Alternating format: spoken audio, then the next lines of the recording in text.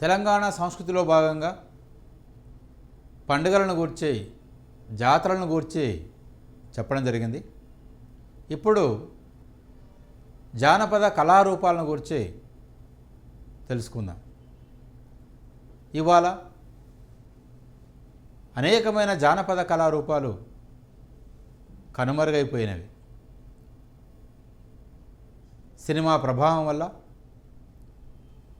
Media ప్రభావం వల్ల కళారూపాలు కనుమరుగైపోతున్న సందర్భం.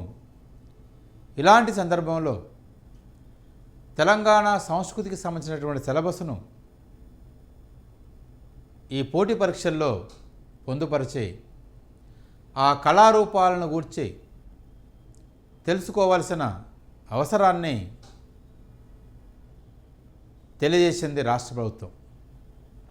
తప్పనిసరిగా ఏ కళారూపం ఏ విధంగా ఉంటుంది, ఏ కళారూపం యొక్క ప్రత్యేకత ఏమిటి అనే విషయాలని మనం ఇప్పుడు తెలుసుకుందాం. ముందుగా ఒగ్గు కథ కళారూపాన్ని తీసుకుంటే, ఈ ఒగ్గు కథ అనేటువంటి కళారూపాన్ని యాదవ కురమ జాతికి చెందినవారు, కురమ కులమునకు చెందినవారు మాత్రమే ఈ కళారూపాన్ని ప్రదర్శిస్తారు.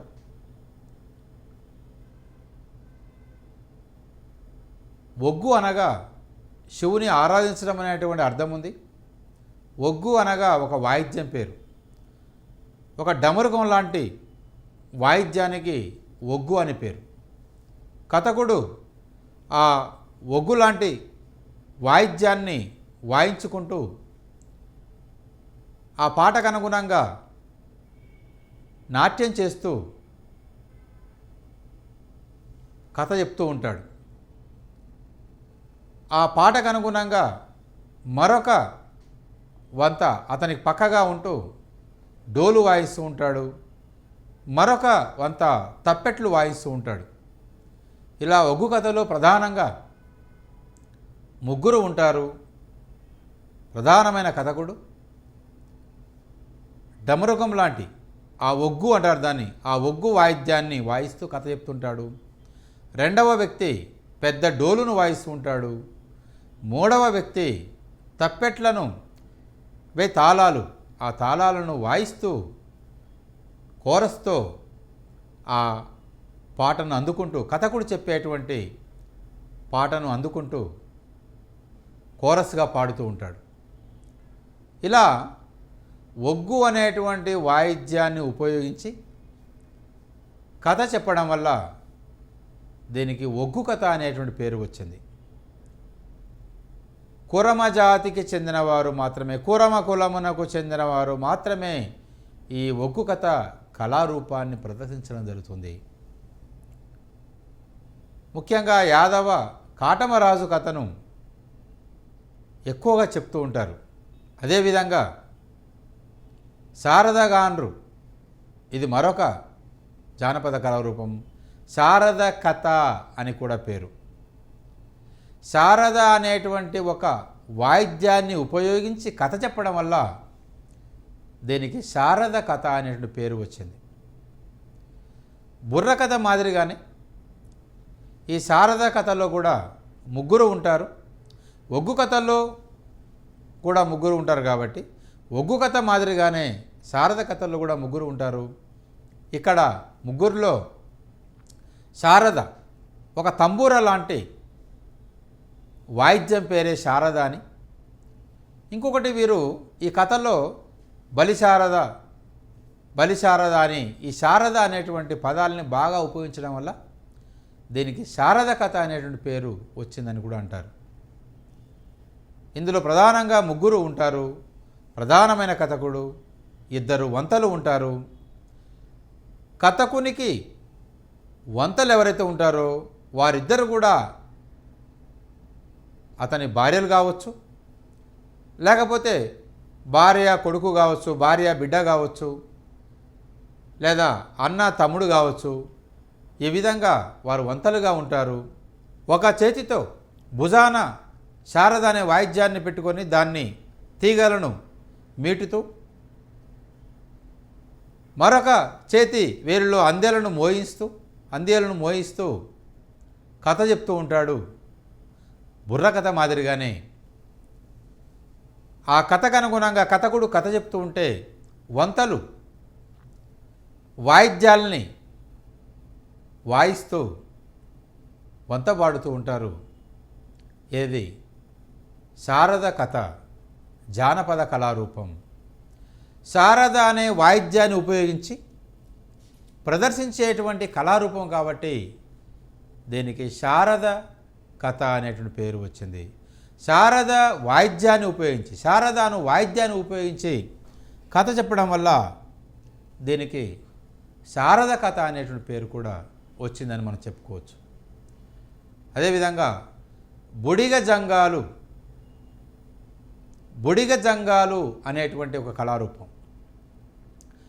దీనికి ఆ పేరు ఎందుకు వచ్చిందంటే ఒగ్గు అనే వాయిద్యాన్ని ఉపయోగించి కథ చెప్పడం వల్ల ఒగ్గు కథ అని పేరు వస్తే, శారద అనే వాయిద్యాన్ని ఉపయోగించడం వల్ల కథ చెప్పడం వల్ల శారద కథ అని పేరు వస్తే, బుడిగే అనేటువంటి వాయిద్యమును ఉపయోగించి కథ చెప్పడం వల్ల బుడిగ జంగాలు అనే పేరు వచ్చింది. ఇక్కడ జంగాలు శైవమత సంబంధికులైనటువంటి జంగాల వారు బుడిగ అనే వాయిద్యాన్ని ఉపయోగించి కథ చెప్పడం వల్ల బుడిగ జంగాలు అని వీరికి పేరు వచ్చింది. వీరి కథల్లో ప్రధానంగా ఉపయోగించేటువంటి వాయిద్యం ఏంటంటే, సాధనం ఏదంటే బుడిగ. ఈ బుడిగను ఉపయోగించడం వల్ల బుడిగ జంగాలు అనేటువంటి పేరు వచ్చింది.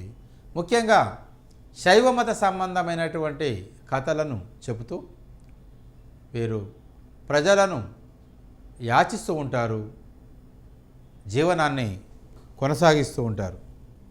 అదేవిధంగా రుంజ కళాకారులు రుంజ అనేటువంటి వాయిద్యాన్ని ఉపయోగించి ఒక అద్భుతమైనటువంటి శబ్దం కలిగించేటువంటి సాధనం రుంజ.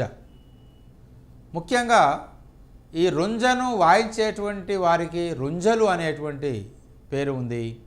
వీరు ముఖ్యంగా విశ్వబ్రాహ్మణులను యాచిస్తూ జీవనాన్ని గడుపుతారు. రుంజ అనే వాయిద్యాన్ని ఉపయోగించడం వల్ల వీరికి రుంజలు అనే పేరు వచ్చింది.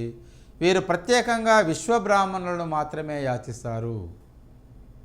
కమ్మరి, కంసాలి, వడ్రంగి, శిల్పి, కంసరి అని మొత్తం 5 కులాల వారికి విశ్వబ్రాహ్మణులు అనేటువంటి పేరు ఉంది. ఆ విశ్వబ్రాహ్మణులను యాచించేటువంటి వారే రుంజలు. వీరికి రుంజలు అనే పేరు ఎందుకు వచ్చిందంటే, రుంజ అనేటువంటి వాయిద్యాన్ని ఉపయోగించి కథ చెప్తుంటారు. ముఖ్యంగా విశ్వకర్మను గూర్చి, విశ్వకర్మ సృష్టిని ఏ విధంగా సృష్టించాడు అనేటువంటి ఇతివృత్తాన్ని గూర్చి పాటలు పాడుతూ రుంజను వాయిస్తూ వీరు యాచిస్తూ ఉంటారు. ఇది రుంజ కళారూపం. ఆ తర్వాత చెప్పుకోవలసినటువంటి కళారూపం ఏంటంటే తప్పెట గుళ్ళు. దీన్నే తెలంగాణలో కప్పతల్లి అని అంటారు. తప్పెట అనేటువంటి వాయిద్యాన్ని రొమ్ముకు అదిమిపడుతూ దాన్ని వాయిస్తూ ప్రదర్శించేటువంటి కళారూపమే తప్పెట గుళ్ళు.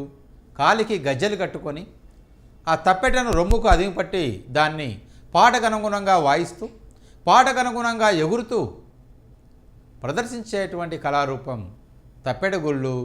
దీనికి తెలంగాణలో కప్పతల్లి అనేటువంటి పేరు కూడా ఉంది. అదేవిధంగా మరొక జానపద కళారూపం పిట్టెల దొర అనేటువంటి కళారూపం. ఈ పిట్టెల దొర అనేటువంటి కళారూపం తెలంగాణ ప్రాంతంలో ఇది బాగా మనకు కనబడుతుంది. ముఖ్యంగా దసరా పండుగ సందర్భంలో ఈ పిట్టెల దొర వేషం వేసుకొని విచిత్రమైనటువంటి మాటలు మాట్లాడుతూ పెద్దలు చేసేటువంటి, పెద్దలు అని చెప్పుకునేటువంటి కొందరు ప్రజల్ని ఏ విధంగా మోసగిస్తున్నారు, వారి మోసాలను బట్టబయలు చేస్తూ తమ చమత్కృతంతో కూడినటువంటి, వాక్చాతుర్యంతో కూడినటువంటి మాటల ద్వారా ఈ కళారూపాన్ని ప్రదర్శించడం జరుగుతుంది. పిట్టెల దొర అనేటువంటి కళారూపం. దీనినే తెలంగాణలో లత్కోర్ సాబ్ అని, బుడ్డర్ ఖాన్ అని, తుపాకి రాముడు అని పేర్లు దీనికి ఉన్నాయి. పిట్టల దొర అనేటువంటి కళారూపానికి బుడ్డర్ ఖాన్, లత్కోర్ సాబ్, తుపాకి రాముడు అనే పేర్లు కలిగినటువంటి కళారూపం ఏది అన్నప్పుడు పిట్టల దొర. ఇది కూడా పగటి వేషాల్లో ఒక రకానికి చెందినటువంటిది. పగటిపూటనే వేషం వేస్తూ రకరకాల మాటల విన్యాసం చేస్తూ పెద్దల మోసాలను ఎండగడుతూ తన మాటల ద్వారా యాచించేటువంటి కళారూపం పిట్టల దొర. సాధారణంగా ఎవరైనా శక్తికి మించినటువంటి మాటలు మాడితే ఊహాలోకంలో వేరిస్తూ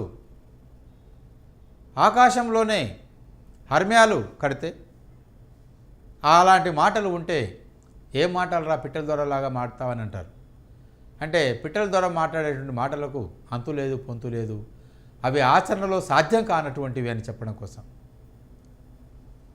అంటే కొంతమంది నాయకులు ప్రజలను మోసగిస్తూ మాటలతో పబ్బం గడుపుకుంటారనే విషయాన్ని ఎండగడుతూ ఈ పిట్టల దొర వాళ్ళను అనుకరిస్తూ ఉంటుంటాడు. ఇది పిట్టల దొర యొక్క ప్రత్యేకత. తర్వాత పగటి వేషాలు రాత్రిపూట కాకుండా పగటిపూట మాత్రమే వేషాలు వేసి ఈ కళారూపాన్ని ప్రదర్శించి యాచించేటువంటి విధానం ఈ పగటి వేషాల్లో కనబడుతుంది. ఇది కూడా పెద్దల యొక్క పాలకుల యొక్క మోసాలను వేలెత్తి చూపుతూ ప్రజలకు తెలియజేస్తూ ఎవరెవరు ఏ విధంగా మోసం చేస్తున్నారన్న విషయాన్ని తెలియజేస్తూ ఈ పగటి వేషాల ద్వారా తెలియజేస్తూ ప్రజలను కనువిప్పు కలిగించే విధంగా, ప్రజలను చైతన్యపరిచే విధంగా ప్రదర్శించేటువంటి కళారూపం పగటి వేషాలు అనేటువంటి కళారూపం. అదేవిధంగా యక్షగానం. యక్షగానం అనగా యక్షులచే గానం చేయబడింది అని అర్థం.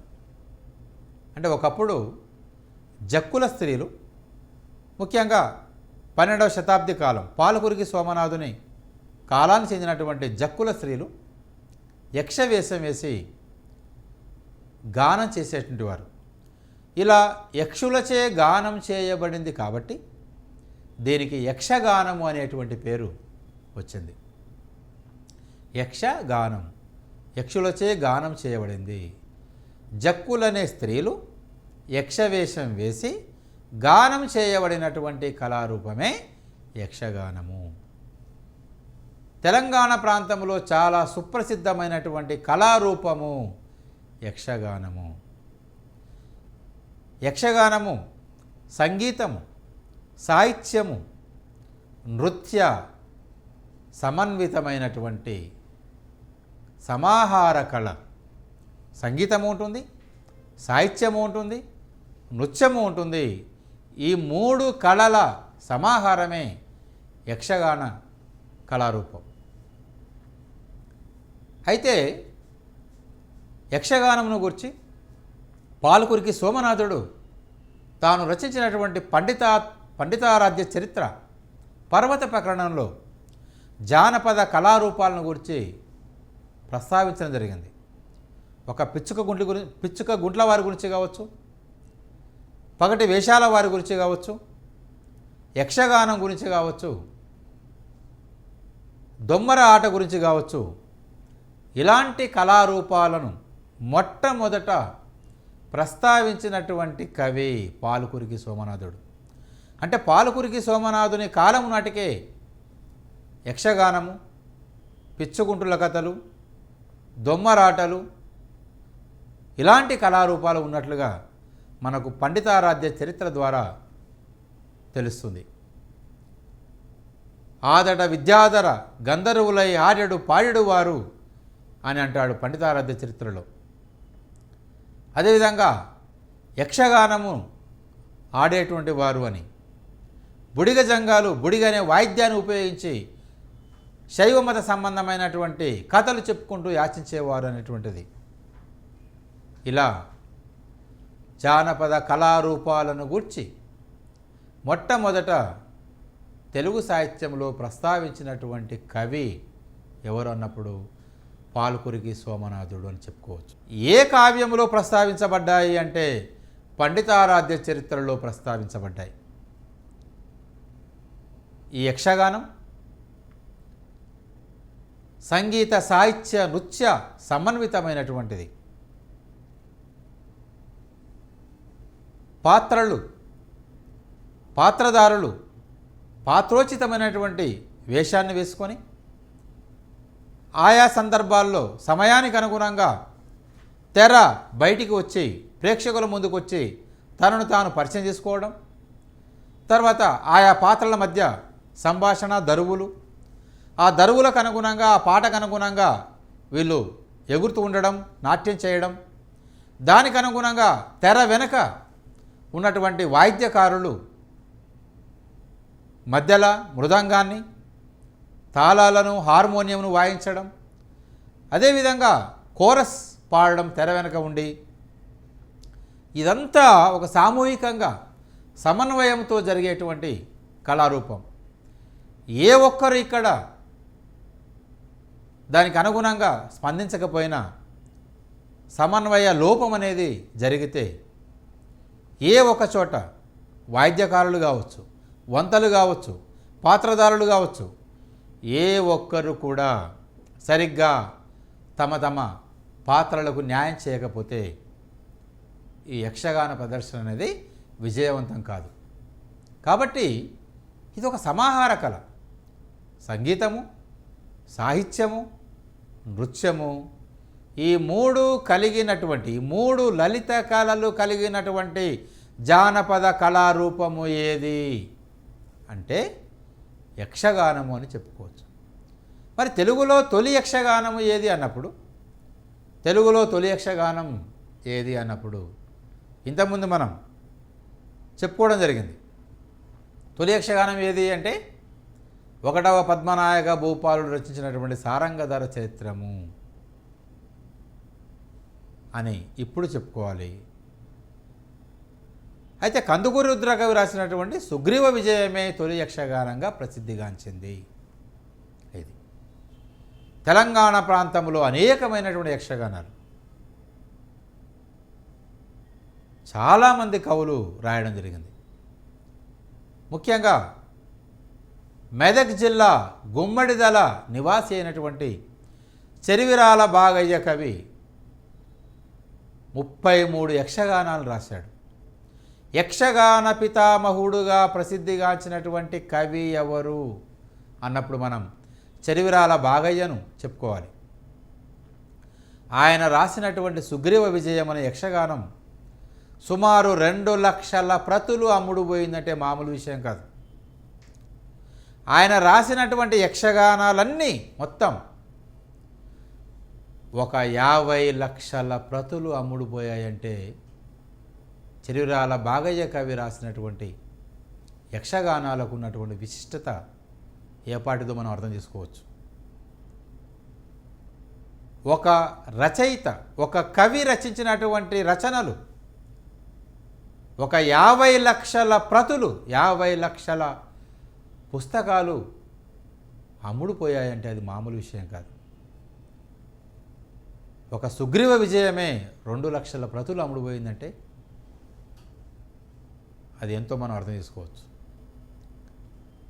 చిలకమర్తి లక్ష్మీ నరసింహం రచించినటువంటి గయోపాఖ్యానం 1,00,000 ప్రతులు అమ్ముడుపోయిందంటే చాలా గొప్పగా దాని గురించి ప్రచారం చేశారు ఆంధ్ర సాహిత్య చరిత్రకారులు. కానీ తెలంగాణ ప్రాంతానికి చెందినటువంటి చెరివిరాల బాగయ్య కవి రచించినటువంటి సుగ్రీవ విజయం అనే యక్షగానం 2 లక్షల ప్రతులు అమ్ముడుపోతే దాని గురించి ఏ ఆంధ్ర సాహిత్య చరిత్రకారుడు చెప్పలేదు. సమైక్య పాలనలో నీళ్లు, నిధులు, ఉద్యోగాలే కాదు, తెలంగాణ సంస్కృతి, తెలంగాణ సాహిత్యం కూడా కనుమరుగైపోయిన సందర్భం. తెలంగాణ సాహిత్యాన్ని, సంస్కృతిని పెద్దగా పట్టించుకోనటువంటి సందర్భం. కాబట్టి చెరివిరాల బాగయ్య అంటేనే యక్షగానం, యక్షగానం అంటేనే చెరివిరాల బాగయ్య అంతగా ప్రసిద్ధిగాంచినటువంటి కవి చిరువిరాల బాగయ్య కవి. ఇలా ఒక అద్భుతమైనటువంటి సంగీత సాహిత్య నృత్య సమన్వితమైనటువంటి కళారూపంగా మనం యక్షగానాన్ని చెప్పుకోవచ్చు. అదేవిధంగా బుట్ట బొమ్మలు అంటే బుట్టలతో బొమ్మలను తయారు చేసి ఆ బొమ్మను అలంకరించుకొని నాట్యం చేసేటువంటి విధానం. బుట్ట బొమ్మలను ఉపయోగించుకొని ప్రదర్శించేటువంటి కళారూపమే బుట్ట బొమ్మలు. బుట్ట బొమ్మలో తాను దూరి బుట్ట బొమ్మలో తాను ప్రవేశించి బుట్ట బొమ్మయే తానుగా భావింపజేసే విధంగా ఈ కళారూపాన్ని ప్రదర్శించడం జరుగుతుంది. బుట్ట బొమ్మ కళారూపం. అదేవిధంగా గారడి విద్యలు, వీటినే ఇంద్రజాల విద్య అని కూడా అంటారు. ఉన్నది లేనట్లుగా లేనిది ఉన్నట్లుగా భ్రమింపజేస్తూ అద్భుతమైనటువంటి ఇంద్రజాల ప్రదర్శన చేసేటువంటి కళారూపమే గారడి విద్య. తాడు పట్టుకొని పైకి వెళ్ళిపోయి మాయమైపోతున్న విధంగా. ఇది సింహాసన ద్వాత్రింశతిలో కొరవి గోపరాజు రాసినటువంటి సింహాసన ద్వాత్రింశతిలో ఈ రోప్ వే అనేటువంటి రోప్ ద్వారా తాడును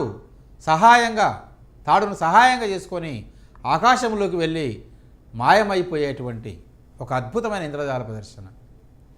అదేవిధంగా నోట్లో నుండి తేళ్లను, పాములను, అదేవిధంగా కరెన్సీ నోట్లను కూడా సృష్టించడం.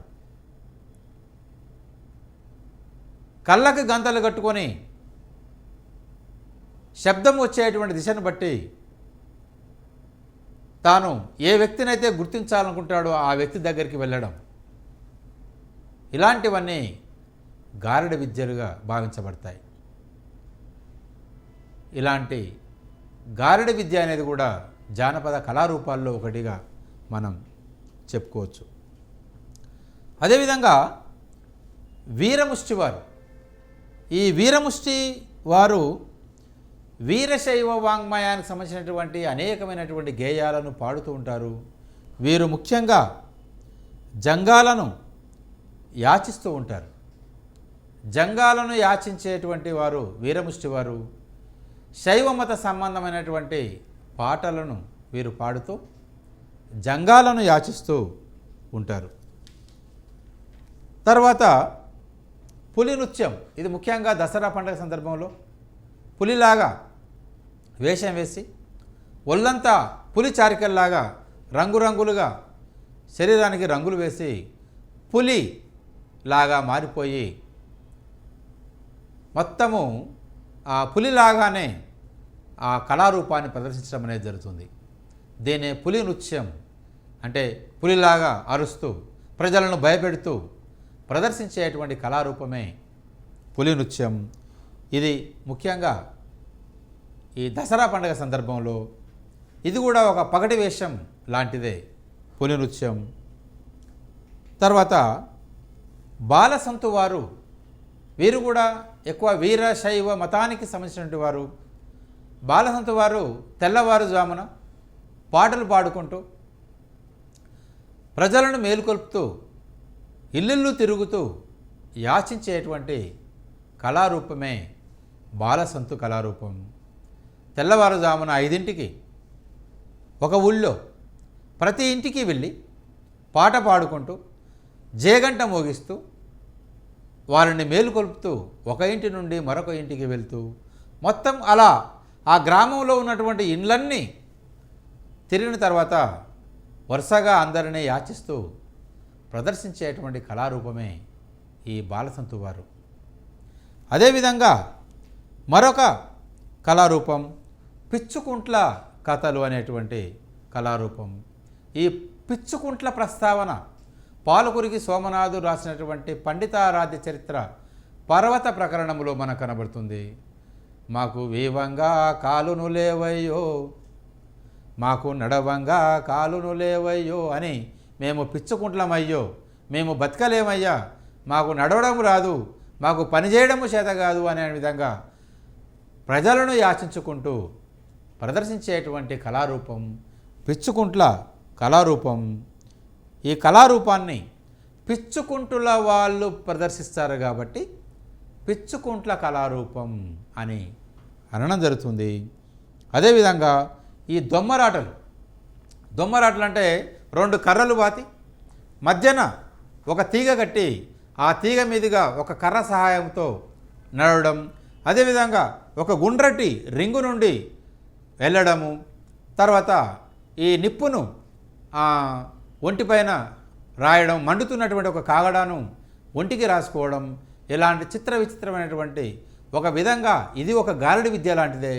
ఇలాంటి దొమ్మరాటల యొక్క ప్రస్తావన కూడా పండితారాధ్య చరిత్ర పర్వత ప్రకటనలో మనకు కనబడుతుంది. ఇలా అనేకమైన జానపద కళారూపాలు ఉన్నాయి. కానీ వాళ్ళ చాలా కళారూపాలు కనుమరుగైపోతున్నటువంటి సందర్భం. ఇక మరొక కళారూపం జంతరు పెట్టె అనేటువంటి కళారూపం. ఇది ముఖ్యంగా జాతరలో ఈ పెట్టెను ఉపయోగించుకుంటారు. అందులో రకరకాల బొమ్మలను చూపిస్తూ తాను ఆ బొమ్మలకు అనుగుణంగా ఏ బొమ్మనైతే అక్కడ ప్రేక్షకుడు చూస్తాడో ఆ బొమ్మను గురించే పదే పదే చెప్పుకుంటూ ఫలానా బొమ్మ వస్తుంది చూడు, ఫలానా బొమ్మ వస్తుంది చూడు అని పాట పాడుకుంటూ అతడు ఏ బొమ్మను ప్రస్తావిస్తూ ఉంటాడో అక్కడ ప్రేక్షకునికి అదే బొమ్మ కనబడుతుంది. అలా ఆ ప్రేక్షకుడు చూసేటువంటి బొమ్మకు అనుగుణంగా ఆ జంతర్ పెట్టెను ఆడించేటువంటి వాడు పాట పాడుతూ అలా ఈ జంతర్ పెట్టె అనేటువంటి ఒక సాధనాన్ని ఉపయోగించుకొని ఈ కళారూపాన్ని ప్రదర్శించడం జరుగుతుంది. కాబట్టి దీనికి జంతర్ పెట్టె అనేటువంటి పేరు వచ్చింది. తర్వాత సాధనాశూరులు, వీరు కూడా విచిత్రమైనటువంటి విద్యల్ని ప్రదర్శిస్తూ ఉంటారు. వీరు ముఖ్యంగా పద్మశాలీలను మాత్రమే యాచిస్తారు. పద్మశాలీలను మాత్రమే యాచించేటువంటి కళాకారులు ఎవరన్నప్పుడు సాధనాశూరులు అనే విషయాన్ని గుర్తుంచుకోవాలి. వీరు నాలుకకు మేకును దించుకొని, లేకపోతే దవడ ఇటువైపు నుండి ఇటువైపుగా ఒక మేకును చొప్పించుకు వెళ్ళడం, అదేవిధంగా చర్మానికి ఒక కొక్కాన్ని కొక్కెంతో అంటే చర్మానికి రంధ్రం చేసి ఆ కొక్కాన్ని దానికి ఆ చర్మానికి దించి దాని కొక్కెంతో వేలాడబడము, ఇలాంటి విద్యల్ని ఈ సాధనాశూరులు ప్రదర్శిస్తూ ఉంటారు. ఇవి కూడా ఒక గారడి విద్య లాంటి ప్రదర్శనగానే మనం భావించవచ్చు. అయితే ఈ సాధనాశూరులు అనేవారు పద్మశాలీలను మాత్రమే యాచిస్తారు. ఇంకా ఏ కులం వారిని కూడా యాచించరు. సాధనాశూరులు ముఖ్యంగా అంటే ఒక ఊరు నుంచి మరొక ఊరికి వెళ్తూ ఆ ఊళ్ళో ఉన్నటువంటి పద్మశాలీలను యాచిస్తూ తమకు వచ్చినటువంటి వింత విద్యలను ప్రదర్శిస్తూ ఆ పద్మశాలీలను యాచిస్తారు. ఇది సాధనాశూరుల యొక్క ప్రత్యేకత. ఆ తర్వాత చోడిగాని కలాపం, దీన్నే సోలిగాడు అని కూడా అంటారు వ్యవహారికంలో. సాధారణంగా దసరా ఉత్సవాల్లో పగటి వేషాల్లో భాగంగా ఈ సోడిగాని కలాపం కూడా ఉంటుంది. ఒక వంకర దుడ్డుకర్రను పట్టుకొని విచిత్రమైనటువంటి వేషం వేసుకొని ప్రజల మధ్య నుండి ఒక్కసారిగా బయటకు వచ్చి అక్కడ ప్రజలను హడలెత్తిస్తుంటాడు. ఇది తోలుబొమ్మలాటల్లో ఒక కేతిగాడు బంగారక్కలాగా ఇది ఒక హాస్య రసస్ఫోరకమైనటువంటి లేకపోతే హడలెత్తిచ్చేటువంటి పాత్రలాగా కనబడుతుంది. ఈ చోడిగాని కలాపం అనేది కూడా జానపద కళారూపాల్లో ఒకటి. ఇది పగటి వేషాల్లో ఒకటిగా మనం చెప్పుకోవచ్చు. ముఖ్యంగా దసరా పండగ సందర్భంగా ఈ చోడిగాని కలాపం ప్రదర్శించబడడం జరుగుతుంది. తర్వాత తోలుబొమ్మలాట. 90 ఆమడపోయి తోలుబొమ్మలాట చూడాలి, 60 ఆమడపోయి హరికథ వినాలి అనేటువంటి ఒక లోకోక్తి ఉన్నది. అంటే తోలుబొమ్మలాటకు ఎంత విశిష్టత ఉన్నదో దీన్ని బట్టి మనం అర్థం చేసుకోవచ్చు. యక్షగానం, సంగీతం, సాహిత్యం, నృత్య సమన్వితమైతే తోలుబొమ్మలాట సంగీతము, సాహిత్యము, నృత్యము, చిత్రలేఖనం ఈ 4 కళల సమాహారమైనటువంటిది. 4 కళలతో కూడుకున్నటువంటిది ఈ తోలుబొమ్మలాట.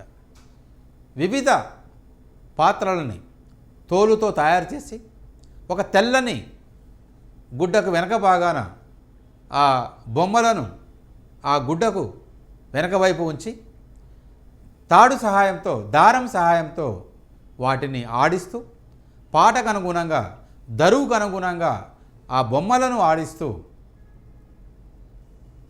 కథకుడు కథ చెప్తూ ఉంటాడు. ఆ పాత్రకు సందర్భంగా ఆ పాత్రోచితమైనటువంటి దరువును అక్కడ పాడుతూ ఉంటే వంతలు కోరస్గా పాడుతూ ఉంటారు. ఇలా పాత్రలను అంటే బొమ్మలను ఆడిస్తూ, తోలు బొమ్మలను ఆడిస్తూ ప్రదర్శించబడేటువంటి కళారూపమే తోలుబొమ్మలాట. అది క్రమంగా తర్వాత అది సినిమా మాధ్యమంగా రావడం జరిగింది.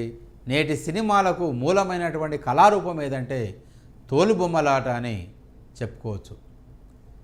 చాలా అద్భుతమైనటువంటి బొమ్మలను తోలుతో తయారు చేసి ఆ బొమ్మలను దారం సహాయంతో ఆడిస్తూ, పాడుతూ, నాట్యం చేస్తూ, దరువులకు అనుగుణంగా ఎగురుతూ, దరువుకు అనుగుణంగా వాయిద్యాల్ని వాయిస్తూ, దానికి అనుగుణంగా వంతలు పాట పాడుతూ ప్రదర్శించబడేటువంటి కళారూపం తోలుబొమ్మలాట. ఈ తోలుబొమ్మలాటలు కూడా యక్షగానం లాగానే 12వ శతాబ్ది కాలం నుండి అంతకుముందే ఈ కళారూపం ప్రదర్శించబడినట్లుగా మనకు పాలకురికి సోమనాథుని పండితారాధ్య చరిత్ర ద్వారా తెలుస్తుంది. ఇక కొన్ని నృత్యాల విషయానికి వద్దాం. ముఖ్యంగా పేరిణి నృత్యం అనేది జానపద కళారూపాల్లో కూడా ఈ నృత్యం అనేది తప్పనిసరిగా ఉంటుంది. కానీ సాధారణమైన నృత్యం కాకుండా ఒక తెలంగాణ ప్రాంతంలోనే ప్రత్యేకత కలిగినటువంటి నృత్యం పేరిణి నృత్యం. ఈ పేరిణి నృత్యము జాయపసేనాని నృత్య రత్నావళిలో దీని గురించి పేర్కొనడం జరిగింది. యుద్ధానికి వెళ్ళే ముందు సైనికులు చేసేటువంటి ఒక తాండవం లాంటి నృత్యం పేరిణి నృత్యం అని. ఆధునిక కాలంలో నటరాజ రామకృష్ణ జాయపసేనాని రచించినటువంటి నృత్య రత్నావళిని ఆధారం చేసుకొని, గీత రత్నావళిని ఆధారంగా చేసుకొని ఈ పేరిణి నృత్యాన్ని దీన్ని సామాన్య ప్రజల్లోకి తీసుకొని రావడం జరిగింది. పేరిణి నృత్యాన్ని బాగా ప్రచారంలోకి తీసుకొని రావడం జరిగింది.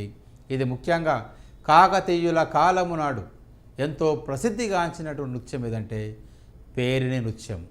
అదేవిధంగా గోండులు చేసే నృత్యం గోండు నృత్యం.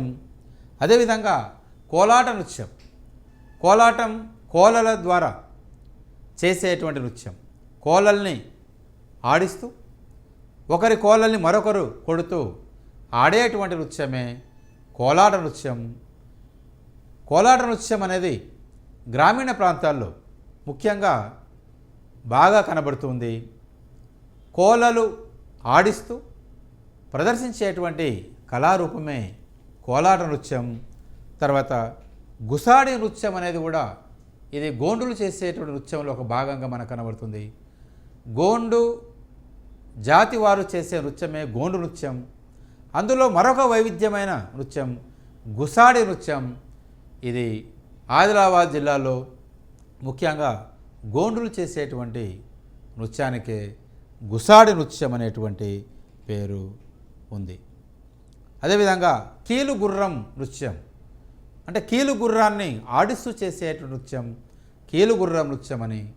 ఇలా కొన్ని నృత్యాలు అదేవిధంగా కళారూపాలు ఇవాళ కనుమరుగైపోయిన పరిస్థితి. అయినా కూడా ఈ కళారూపాలని మనం పరిరక్షించుకోవాల్సిన అవసరం ఎంతైనా ఉంది. తెలంగాణ రాష్ట్ర ప్రభుత్వం వచ్చిన తర్వాత, తెలంగాణ రాష్ట్రం సాకారమైన తర్వాత మన సాహిత్యం కావచ్చు, మన కళలు కావచ్చు, మన పండుగలు కావచ్చు, మన జాతరలు కావచ్చు, వీటిని కాపాడుకోవాల్సిన అవసరం ఎంతైనా ఉంది. వీటిని ముందు తరాలకు తీసుకెళ్లాల్సిన అవసరం ఎంతైనా ఉంది. కాబట్టి తెలంగాణ సాహిత్యం, తెలంగాణ సంస్కృతి వీటిని గురించి సమగ్రంగా అధ్యయనం చేసి ఆకలింపు చేసుకున్నప్పుడే తెలంగాణ సాహిత్యానికి సంబంధించినటువంటి ప్రశ్నలు కానీ సంస్కృతికి సంబంధించినటువంటి ప్రశ్నలకు కానీ సమాధానాలు గుర్తించడానికి అవకాశం ఉంటుంది. పోటీ పరీక్షల్లో విజేతలుగా రాణించడానికి అవకాశం ఉంటుంది.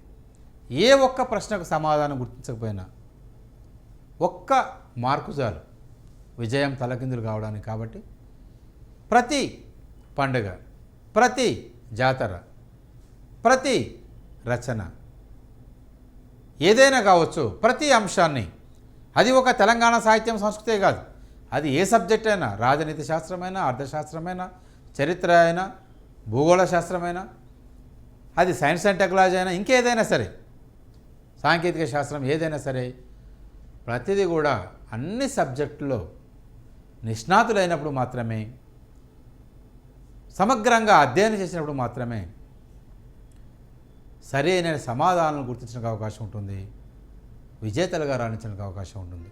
అంటే మరొక్కసారి సంస్కృతికి సంబంధించిన విషయాల గురించి మనం ప్రస్తావించుకున్నప్పుడు, ముఖ్యంగా పండుగల గురించి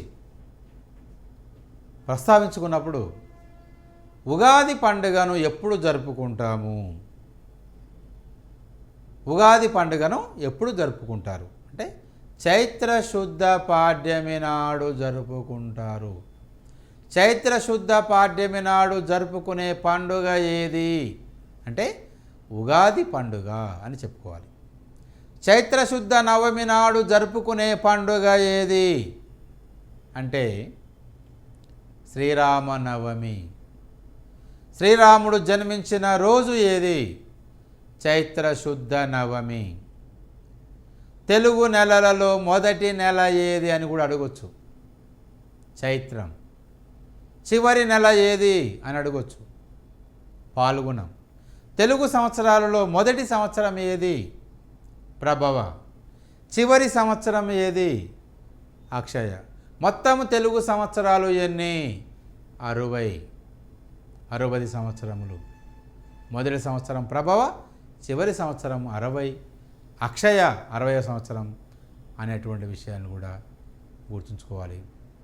అదేవిధంగా దసరా పండుగను ఎప్పుడు జరుపుకోవడం జరుగుతుంది అంటే ఆశ్వయుజ శుద్ధ దశమి నాడు దసరాను జరుపుకోవడం జరుగుతుంది. దీనికి విజయదశమి అనేటువంటి పేరు కూడా ఉంది. దేవీ నవరాత్రుల్ని ఎప్పుడు జరుపుకోవడం జరుగుతుందంటే ఆశ్వయుజ శుద్ధ పాడ్యమి నుండి ఆశ్వయుజ శుద్ధ నవమి వరకు జరుపుకోవడం జరుగుతుంది. బతుకమ్మ పండుగను ఎప్పుడు జరుపుకోవడం జరుగుతుంది? మహాలయ అమావాస్య నుండి ఆశ్వయుజ శుద్ధ అష్టమి వరకు జరుపుకోవడం జరుగుతుంది. తెలంగాణ సంస్కృతికి ప్రతీకగా జరుపుకునే పండుగ ఏది అన్నప్పుడు బతుకమ్మ పండుగ అని గుర్తించాలి. అదేవిధంగా బోనాల పండుగను ఏ మాసములో ప్రారంభించడం జరుగుతుంది? ఆషాఢ మాసములో. ఆషాఢ మాసం నుండి శ్రావణ మాసం వరకు. హైదరాబాదులో ఆషాఢ మాసంలో, మిగిలిన తెలంగాణ ప్రాంతాల్లో శ్రావణ మాసంలో బోనాల పండుగను జరుపుకోవడం జరుగుతుంది. దీపావళి పండుగ ఆశ్వయుజ అమావాస్య నాడు జరుపుకునే పండుగ. దీపావళికి ముందు రోజు నరక చతుర్దశి. నరక చతుర్దశికి ముందు రోజు ధనత్రయోదశి. అదేవిధంగా సౌరమానం ప్రకారం జరుపుకునేటువంటి ఏకైక పండుగ సంక్రాంతి. సంక్రాంతి 3 రోజుల పండుగ. భోగి, మకర సంక్రాంతి అని, కనుమ అని. ఇలా పండుగల గురించి కావచ్చు, కళారూపాల గురించి కావచ్చు, జాతరల గురించి కావచ్చు, వీటి గురించి సమగ్రంగా అవగాహన చేసుకుంటే మంచిది. తెలంగాణ సాహిత్యం, తెలంగాణ సంస్కృతిని గురించి సమగ్రంగా అధ్యయనం చేసి అవగాహన చేసుకోవాల్సిన అవసరం ఎంతైనా ఉంది. ఆ విధంగా మీరు అవగాహన చేసుకున్నప్పుడే పరీక్షల్లో వచ్చేటువంటి ఈ తెలంగాణ సాహిత్యానికి సంబంధించి, సంస్కృతికి సంబంధించినటువంటి ప్రశ్నలకు సరైన సమాధానాలు గుర్తించడానికి అవకాశం ఉంటుంది. లేకపోతే మీరు సమాధానాలను గుర్తించలేరు. కావున మీరు ఈ సబ్జెక్టునంతా, తెలంగాణ సాహిత్యం సంస్కృతికి సంబంధించినటువంటి ఈ సబ్జెక్టునంతా ఈ విషయాన్నంతా క్షుణ్ణంగా అధ్యయనం చేయాలని ఈ సందర్భంగా మీకు మరొకసారి తెలియజేస్తూ మీకు అందరికీ కూడా శుభం కలగాలని, మీరందరూ విజేతలుగా రాణించాలని మనస్ఫూర్తిగా కోరుకుంటూ